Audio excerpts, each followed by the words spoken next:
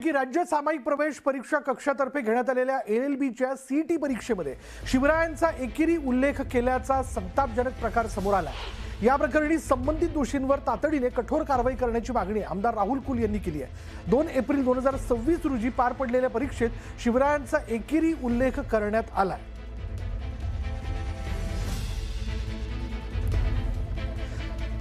राज्य सामायिक प्रवेश परीक्षा कक्षातर्फे घेण्यात आलेल्या LLBच्या CETच्या परीक्षेमध्ये म्हणजे LLBची प्रवेश परीक्षा ज्याला आपण म्हणूयात त्या परीक्षेमध्ये छत्रपती शिवाजी महाराजांचा एकेरी उल्लेख करण्यात आल्याचा संतापजनक प्रकार जो आहे तो समोर आलाय आणि या प्रकरणी संबंधित दोषींवर तातडीने कठोर कारवाई करावी अशी मागणी जी ती आमदार राहुल कुल यांनी केलेली आहे। 2 एप्रिल 2026 रोजी पार पडलेल्या परीक्षेत शिवरायांचा एकेरी उल्लेख करण्यात आला आणि अर्थातच ते कोणीही व्यक्ती जे ते खपून घेऊ शकत नाही या संदर्भातलं पत्र त्यांनी देऊ केलेलं आहे।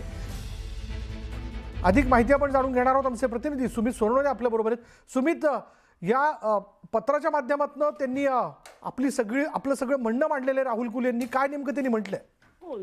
आहे शिवरायांचा आदरयुक्त उल्लेख करा असं राहुल कुल यांनी त्यांच्या पत्राच्या माध्यमातून थेट वरिष्ठांना सुचवलेलं आहे। CET LLBची जी CET घेण्यात आली त्यात छत्रपती शिवाजी महाराजांचा उल्लेख हा एकेरी करण्यात आलेला होता।